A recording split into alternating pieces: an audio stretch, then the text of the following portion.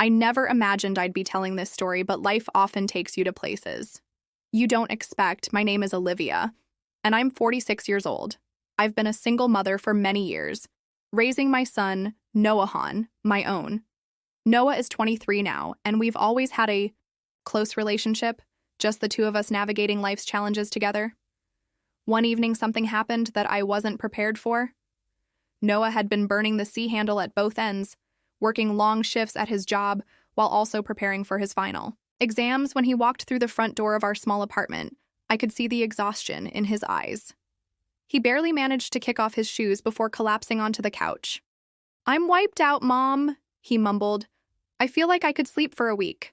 "You've been working too hard," I said gently, brushing a strand of hair off his forehead. "Why don't you lie down for a bit in my room? The living room is too cold tonight." He nodded and followed me into my bedroom, dragging his feet like every step was a battle. I tucked him in under the warm quilt that had always been my comfort during chilly nights.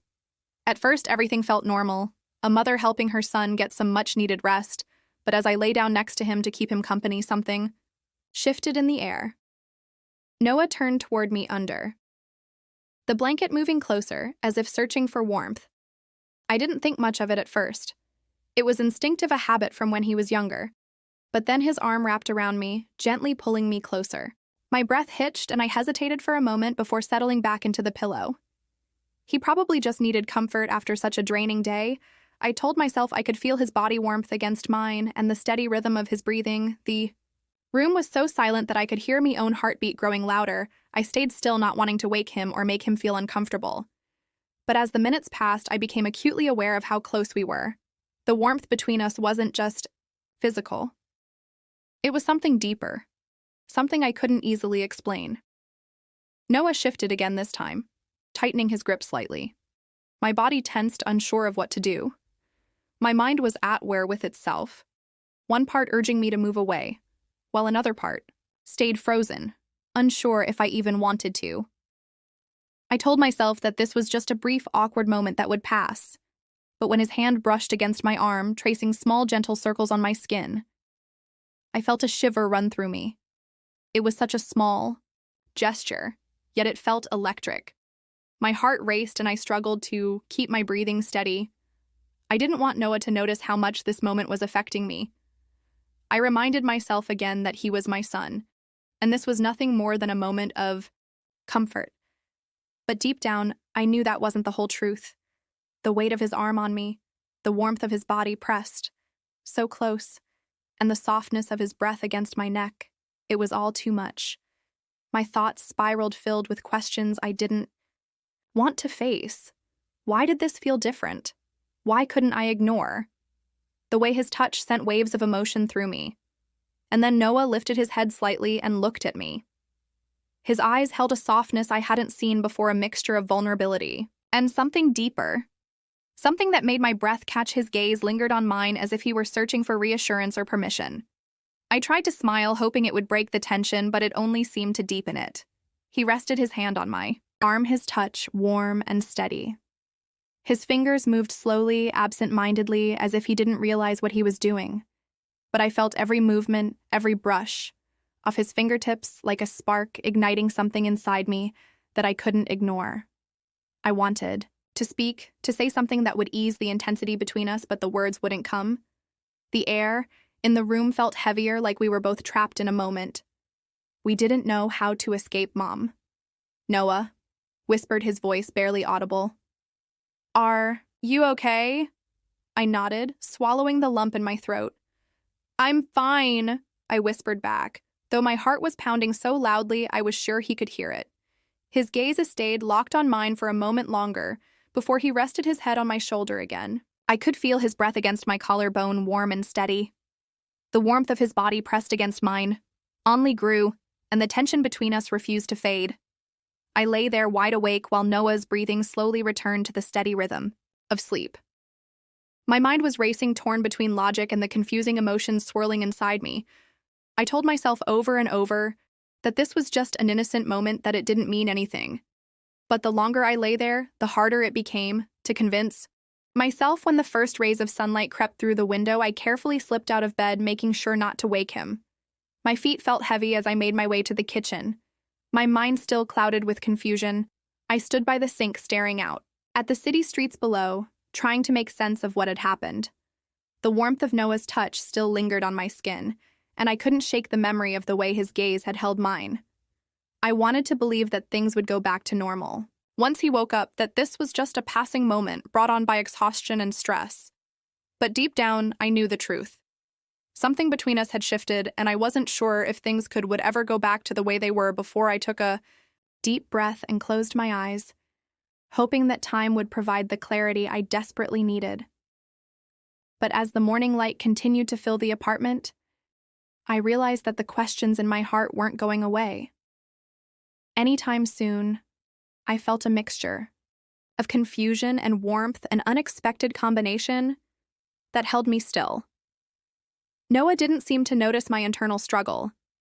He just stayed beside me, his hand moving softly along my arm, comforting as if it were the most natural thing in the world. His breathing remained calm, his eyes closing again, and for a moment I wondered if he was falling asleep.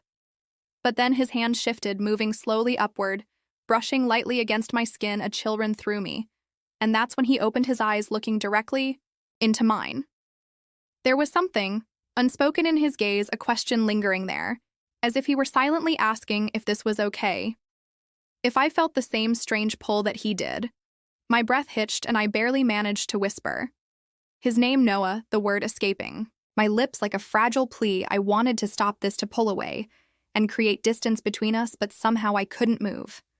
The tension binding us together was too strong, like the calm before a storm quietly building in the silence. Neither of us spoke. But the air between us felt heavy, filled with words we couldn't say, then almost naturally, as if he were moving on instinct. He leaned in closer. My heart pounded in my chest, my mind racing with fragmented thoughts, but I couldn't bring myself to pull back. I felt torn, caught between my role as his mother and the strange feelings that had surfaced so unexpectedly as he inched closer. I felt my breath catch, and every logical thought I had faded away, leaving only that moment between us. Noah's hand rested gently on my shoulder now, his fingers lingering as if he too was hesitating. The world around us seemed distant, like a blur at the edges of my vision. All I could focus on was the warmth of his presence and the steady rhythm of his heartbeat, a sound I could almost hear. I closed my eyes, briefly trying to calm myself, silently urging my body to back away to break the closeness that felt so confusing and overwhelming. But before I could act, I felt his hand move again, this time gently, brushing a loose strand of hair away from my face. It was such a simple, caring gesture, but it made my heart ache in ways I couldn't understand. I opened my eyes, and there he was, so close that I could see every small detail. His face, just inches away, revealed tiny freckles I'd never noticed before, the gentle curve of his lips, the way his eyes searched mine. All of it made my breath catch again. There was a vulnerability in his gaze that mirrored my own. I could see that he was just as lost in this moment as I was. We stayed like that, suspended in the quiet, as if time itself had stopped. My mind spun in a whirlwind of questions and doubts, struggling to process the emotions flooding through me. But my body remained still, unable to break free from the invisible force pulling me toward him. I looked at him, the boy I had raised, the son I had known for 23 years. And yet in this moment, he felt like someone entirely new to me. Just when I thought we'd stay frozen in that charged silence forever. Noah pulled back slightly, breaking the trance. He looked away, almost embarrassed, and let out a shaky laugh, rubbing the back of his neck. His sudden movement jolted me back to reality, making me realize just how close we had been. I took a deep breath, trying to calm the rush of emotion swirling inside me. I hoped he hadn't noticed how much I was struggling. "Sorry, Mom," he said softly, his voice filled with uncertainty. "I didn't mean to make things weird." He avoided my gaze, his eyes focused on the floor. I could see a faint blush creeping across his cheeks, the color betraying his own inner turmoil. He was just as confused as I was, and it was written all over his face. I wanted to say something to comfort him, to tell him that everything was okay, that we could brush this off and move on like nothing had happened, but the words got stuck in my throat. For the first time in a long while, I felt awkward around my own son. After a moment of hesitation, I reached out and placed my hand on his shoulder, giving it a gentle squeeze. I forced a small smile, hoping it would ease the tension hanging between us. It's okay. I whispered, though. I wasn't sure if I was trying to reassure him or myself. His shoulders relaxed slightly under my touch, but the awkwardness lingered like an invisible weight pressing down on both of us. Neither of us knew what to say next, and for a moment we just sat there, caught in the confusion of what had just happened. The room was quiet again, but inside me a storm of emotions still raged. I silently prayed that when the morning came, we'd both find the clarity we desperately needed. It's all right. Noah, I said, my voice soft and steady. It's just, well, it's been the two of us for so long, we're probably both feeling a little lost. He nodded, and I saw a flicker of relief in his eyes for a moment. The tension between us seemed to ease, the weight of the previous moment starting to fade. But just as I allowed myself to breathe again, the doorbell rang. The sudden noise jolted us both, snapping us back to reality and breaking whatever unspoken connection had formed between us.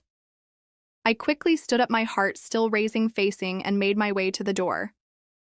I was grateful for the interruption, for the brief reprieve from the swirling emotions I wasn't ready to confront. When I opened the door, our neighbor Mark was standing there. Mark had always been friendly, someone reliable, the type of person I could count on when I needed help. He smiled warmly, but his gaze lingered on me a little longer than usual. And that's when I realized I was still carrying the strange energy from the moment with Noah. I took a breath, trying to compose myself and hoping that Mark didn't notice anything unusual. "Hey, Olivia," he said, his voice warm and familiar. "I thought I'd stop by and see if you needed anything. It's been pretty cold lately, and I can help out if you're having any heating issues."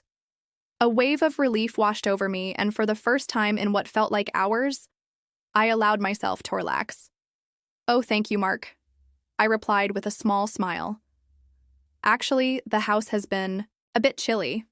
I'd appreciate the help." Mark stepped inside, and as he did, I felt Noah's presence behind me. I turned slightly and saw him standing in the hallway, his expression unreadable for a moment. Our eyes met and I caught something in his gaze, a brief flicker of what looked like jealousy. He masked it quickly, but the moment stayed with me, leaving me wondering if he was feeling more than he was willing to admit. Mark busied himself checking the heater, asking me questions about how things were at home. We made small talk, the kind that would normally ease my mind, but I couldn't fully focus. My attention kept drifting to Noah, who hadn't moved from the hallway. His gaze never left us, his silent intensity adding a new layer of tension. To the room, I could sense his discomfort, and it left me torn, caught between wanting to engage with Mark and being painfully aware of Noah's presence. After a few minutes, Mark turned to me with a warm, reassuring smile. "Everything looks good, Olivia. But if you need anything else, don't hesitate to call." "Thanks, Mark," I said, walking him to the door. As soon as it closed behind him, the tension in the room seemed to thicken. When he turned around, Noah was still standing there, his arms crossed, his expression serious. "Are you okay?" "Noah?" I asked softly, trying to understand what was going through his mind.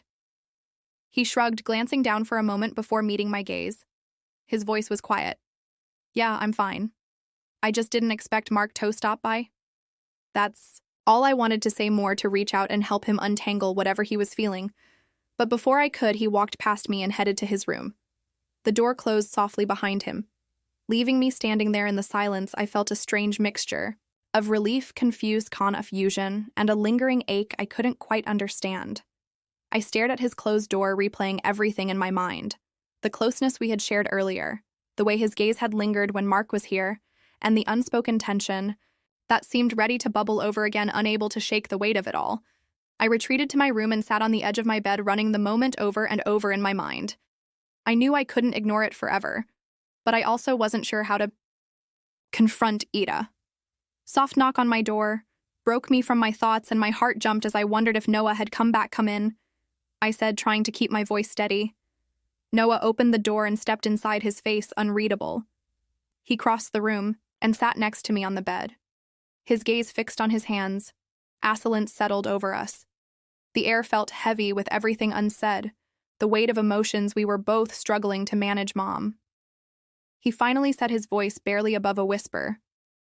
"I don't know what's going on.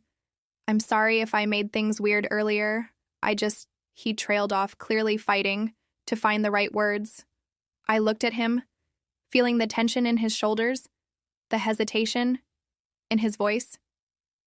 "It's okay," I wanted to say, but the words stayed trapped in my throat. Instead, I reached out, placing a gentle hand on his shoulder, hoping the gesture could bridge the gap between us. I placed my hand gently on Noah's, giving it a soft squeeze. "Noah, it's okay," I said quietly. "Maybe we're both just feeling a little lost right now. It's been just us for so long, and sometimes things can get confusing." He nodded, his gaze still fixed on his hands for a moment.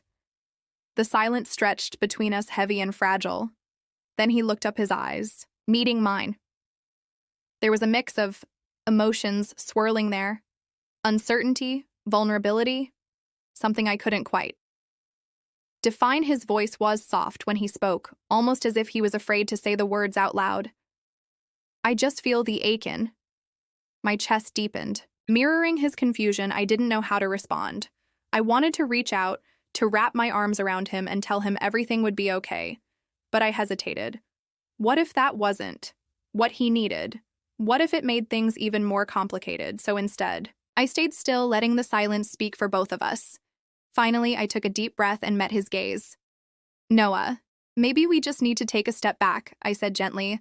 "It's okay to feel close, but it's also okay to need space to figure things out." He nodded, again slower this time, as if processing my word. Then, without warning, he leaned his head on my shoulder just like he used to when he was younger. The gesture was familiar, comforting. But now it carried a strange new weight that I couldn't ignore. Still, I felt my heart soften, and I instinctively wrapped my arm around him, pulling him close for a moment. It felt safe, simple. Even though I knew the questions between us hadn't been answered, I allowed myself to believe that maybe we didn't need all the answers right now. Maybe it was enough to take things one step at a time to figure it out together. Even if it was complicated, we sat there quietly holding on to each other as if the warmth of our connection could make the confusion disappear. But deep down, I knew it wasn't that. Simple, the comfort of being close was mixed with something else. Something unsettling, like a current, beneath the surface, waiting to be acknowledged. After a while, Noah lifted his head and looked at me, his face serious. "Mom," he said softly, "I don't know what to do with these feelings. I don't want to make things harder for us, but I can't ignore it either." His words hung in the air like a question. He didn't dare ask outright. My throat tightened and I swallowed, hard, my mind racing as I searched for the right thing to say. But before I could speak, there was a knock on the door. We both jumped, startled. The knock was firm, almost urgent, as if whoever was on the other side sensed something was wrong. Feeling a sudden wave of nervousness, I stood up and walked to the door. When I opened it, Mark was standing there, concern etched across his face. "Olivia, sorry to bother you," he said. "I just wanted to check if everything's all right. You seemed a bit off earlier." I glanced over my shoulder at Noah, who was watching us from across the room, his expression unreadable. I tried to steady my breath and kept my voice calm. "Thanks, Mark. We're fine, really just having a quiet evening." Mark nodded, though his gaze lingered, flicking between me and Noah as if he could sense the tension. "All right. Just remember, I'm next door, if you need anything." "Thanks, Mark," I said again when I closed the door. I turned back to find Noah still standing in the same spot, watching me with that same intensity. Slowly, he walked toward me, each step deliberate, as if he were fighting an internal battle with every inch of ground he covered. My heart started racing all over again. The air between us felt thick, charged with everything unsaid. But just as he reached me, he stopped. His expression shifted, a mix of frustration and hesitation flashing across his face, as if he were at war with himself. I wanted to reach for him to bridge the gap between us, but I couldn't move. My breath caught as I waited, unsure of what would happen next. In the silence, we stood there, both unsure of how to move forward, both painfully aware that whatever this was, it couldn't be ignored for much longer. I nodded, my heart aching with the same swirl of conflicted emotions. "You're right, Noah. We both need to think things through. Leighton, not rush this." He nodded again, and for a moment we stood there, close, yet careful as if we were teetering on the edge of something neither of us could fully control. It felt like both an ending and a beginning, something undefined and fragile as Noah turned and walked toward his room. The weight of the moment settled.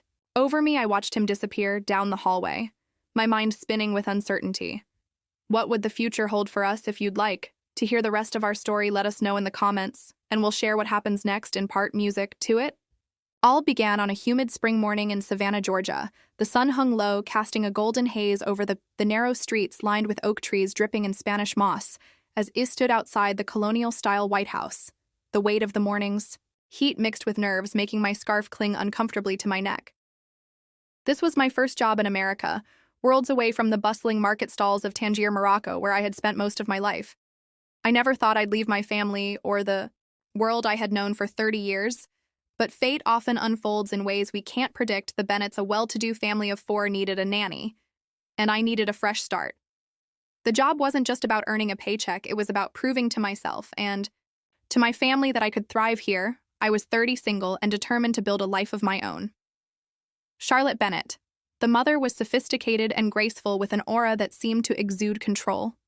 She greeted me that day wearing a crisp navy blouse and beige slacks, her dark hair tied back in a sleek ponytail. Her smile was warm, but her eyes were sharp as if she were constantly assessing everything around her. Then there was her husband, Daniel Bennett, tall, with an easy demeanor and a kind laugh. Daniel had sandy brown hair and wore glasses that added to his soft-spoken charm.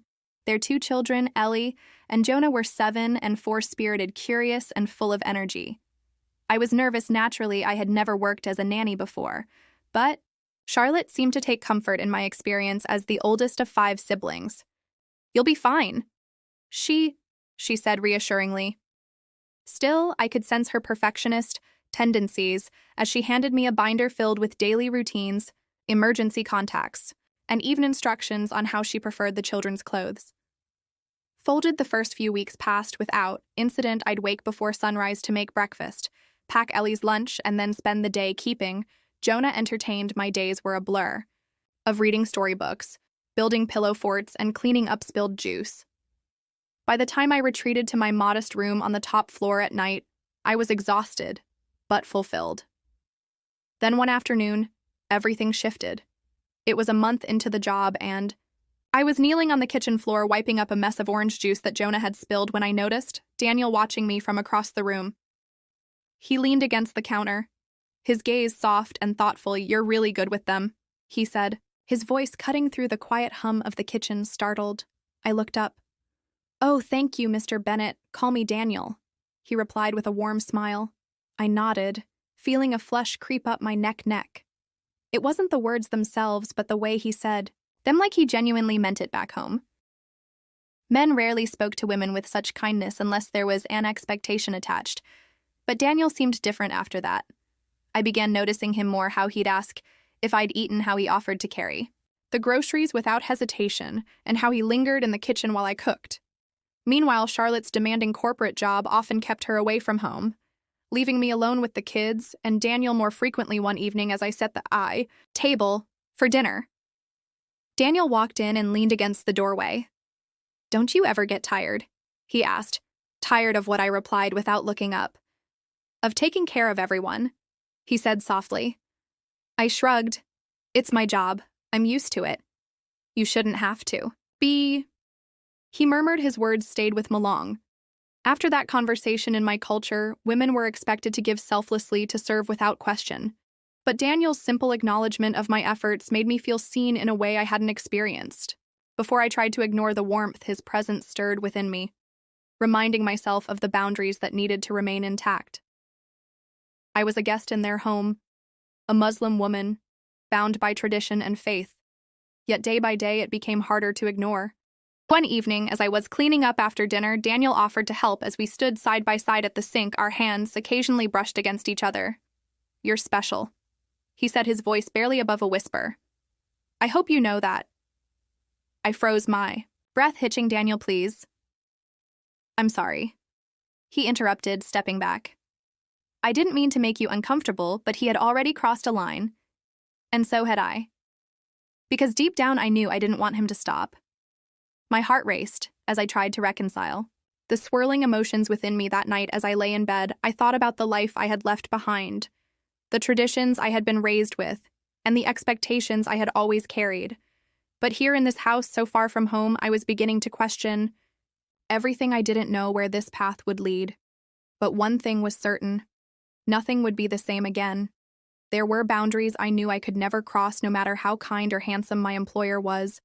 But life, as I would soon learn, had its own plans. That summer seemed to stretch endlessly, with long, sweltering days that bled into humid nights. Charlotte's work trips became more frequent, leaving Daniel and me to manage the children on our own. Slowly, the boundaries I had been so determined to keep began to blur. At first, it was innocent, shared jokes, stolen glances, and casual conversations that lasted a little too long. But deep down, I knew I was treading dangerous waters. I often heard my mother's voice in my head, stern and unwavering. "Layla, remember who you are. This world will tempt you, but you must stay true to yourself." I had always prided myself on my self-control, on my ability to resist the distractions of the modern world, but Daniel was different. He wasn't just temptation. He was kindness, familiarity, and warmth in a place where I had once felt like a stranger.